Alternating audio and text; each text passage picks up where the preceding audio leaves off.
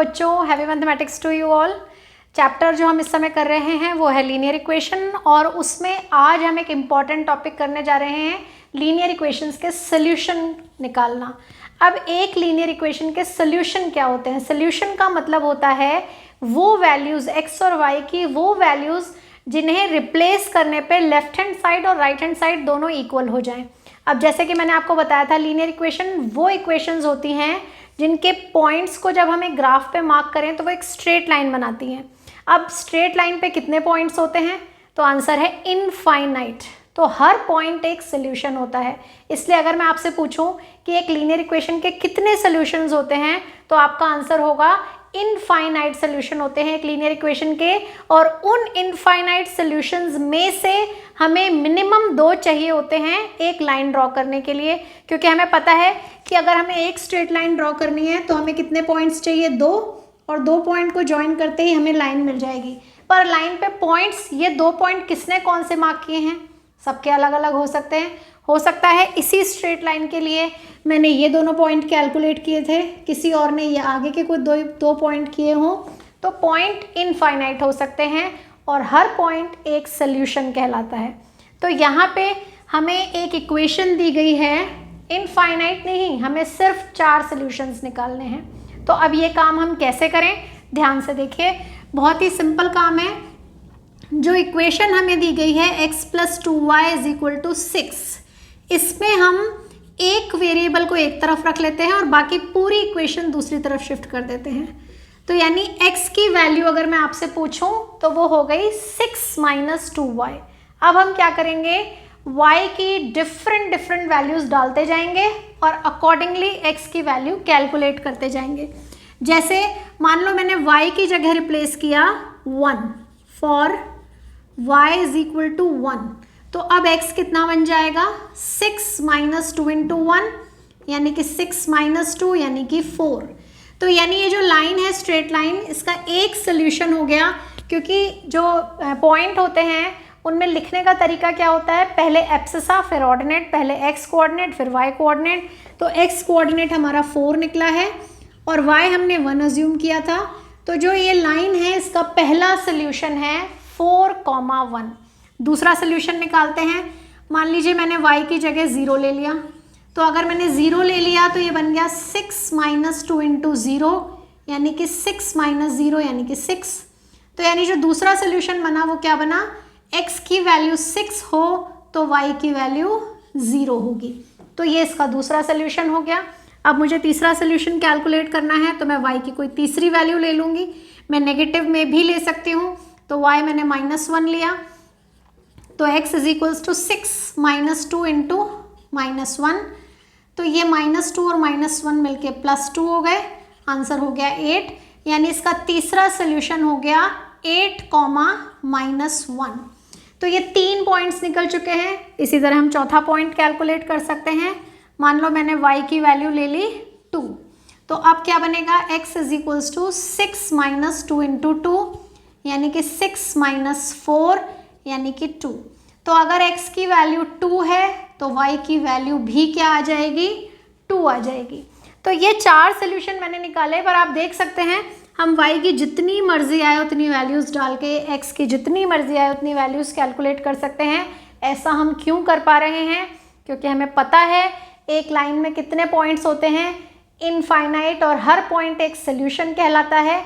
इसलिए हर लाइन के infinite many solutions होते हैं।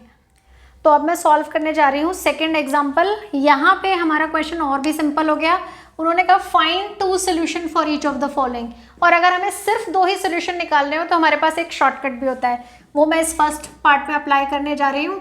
वो ये है कि हम क्या करेंगे, एक बार x = 0 डाल के y की वैल्यू निकाल लेंगे और एक बार y = 0 डाल के x के निकाल लेंगे। हमारे पास 2 सोल्यूशंस आ जाएंगे। करके देखते हैं। x = 0 जब मैंने रिप्लेस किया तो ये बन गया 4 × 0, 3y = 12, तो ये 0 हो गया और हमारे पास आ गया 3y = 12, तो y = हो गया 12 / 3 यानी कि 4। तो हमारा जो पहला सोल्यूशन था वो बन गया 0, 4। ये पहला आंसर है।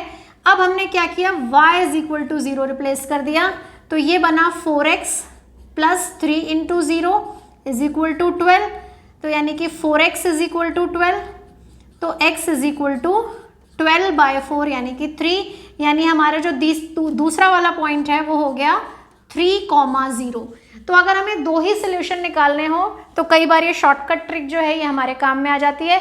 अदरवाइज जो मैंने आपको बताया कि पहले हम किसी एक की फॉर्म में निकालते 3y is equal to 12 minus 4x, फिर 4 से डिवाइड करते और x की डिफरेंट वैल्यूज डाल के y के डिफरेंट वैल्यूज कैलकुलेट कर सकते थे, वो तरीका तो है ही। अब हम सेकेंड पार्ट में आते हैं। यहाँ जब हम ये करने जाएंगे कि x इज इक्वल टू 0 तो y कितना आएगा करके देखते हैं। x इज इक्वल टू 0 तो हमारे पास आ गया 5y is also equal to 0, यानी y भी 0 आ गया, यानी हमारे पास x और y एक जगह ही 0 0 आ गए, यानी ये पॉइंट ओरिजिन से पास हो रहा है। तो अब ये ट्रिक तो हमारे काम में नहीं आई। अब हम y 0 डालेंगे तो फिर x 0 आ जाएगा, तो वो तो वही सोल्यूशन है जो ऑलरेडी हम निकाल चुके हैं। तो अब हमें दूसरा सोल्यूशन वैसे ही करना पड़ेगा जैसे हमने पहले किया था।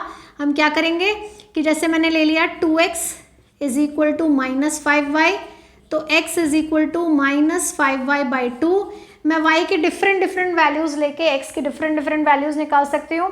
अगर मुझे फ्रैक्शन में आंसर नहीं चाहिए तो मैं y में 2 के जो मल्टीपल्स होते हैं वही रिप्लेस करूँगी, उससे मेरे आंसर कभी भी फ्रैक्शन में नहीं आएंगे।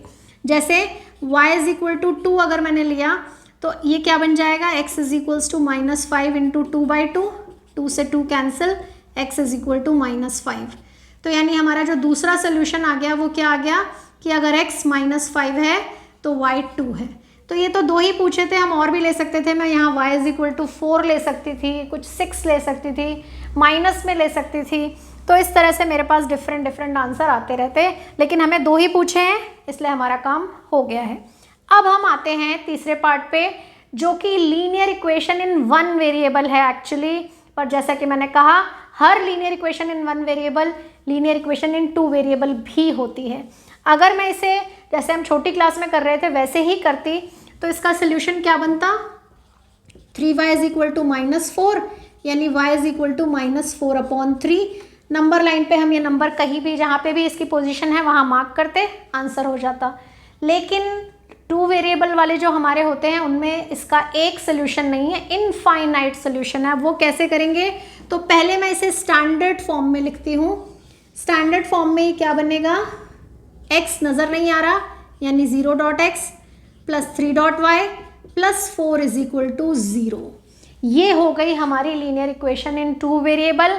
अब मैं x की जगह डिफरेंट वैल्यूज़ रिप्लेस करने जा रही हूँ, क्योंकि जब भी वो वैल्यूज़ मैं यहाँ पे रिप्लेस करूँगी 0 से मल्टीप्लाई होके हर वैल्यू ख़त्म होती जाएगी, यानी ये पार्ट जो है उसमें नज़र नहीं आएगा 0 multiply by some number is equal to 0 की वजह से। और जब ये पार्ट 0 हो जाएगा और हम y कैलकुलेट करने जाएंगे तो वो हर बार हमें कितना मिलेगा, -4/3। करके बताती हूँ। जैसे मैंने x इज इक्वल टू 1 लिया तो अब मैंने यहाँ 1 रिप्लेस किया, यहाँ पे 1 रिप्लेस करते ही ये पार्ट हो गया 0। 3y plus 4 is equal to 0, यानी जब हम इसको सिंप्लीफाई करेंगे 3y is equal to again -4, y is equal to -4/3।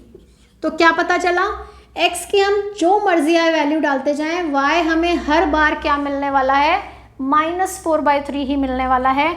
यानी इसका एक सोल्यूशन हो गया 1, -4/3। अगर मुझसे कोई दूसरा सोल्यूशन पूछेगा 2, -4/3। तो इस तरह से हम इसके डिफरेंट सोल्यूशंस निकाल सकते हैं। ये तो y में था, अगर ये x में होता तो इसमें क्या चेंजेस आते कि अगर 2x plus 5 is equal to 0 होता तो मैं इसे लिखती 2.x plus 0.y plus 5 is equal to 0। तो होता क्या, अब की बार y की जगह हम डिफरेंट वैल्यूज़ डालते हैं और x के लिए हमें एक ही वैल्यू मिलती है, दैट इज़ -5/2। जैसे मैंने यहाँ पे रिप्लेस किया मान लो 1, तो ये क्या बन जाता कि 2x is plus 5 is equal to 0, so x is equals to -5/2। तो अगर मैं इसके सोल्यूशन पूछती तो क्या बनते, इस वाली इक्वेशन के सोल्यूशन होते -5/2, 1, या 1 की जगह मैं 0 भी ले लूँ तो भी वही आंसर आएगा, या मैं उसकी जगह 2 ले लूँ तब भी वही आंसर आएगा। यानी डिफरेंट आंसर आते रहेंगे हमारे पास y की डिफरेंट वैल्यूज़ के लिए। तो ये वाला जो कॉन्सेप्ट है ये आपका बहुत अच्छे से क्लियर होना चाहिए कि वन वेरिएबल में दिया जाए तो उसे कैसे लिखना है। और जहाँ तक मुझे लगता है आपको ये अच्छे से टॉपिक समझ में आ गया होगा, क्योंकि इतना डिफ़िकल्ट है नहीं, पर फिर भी प्रैक्टिस की ज़रूरत तो है क्योंकि थोड़ा सा नया है, तो ये करना है आपको। और आज कोई भी कन्फ्यूजन है तो मेरे से कमेंट करके पूछना है।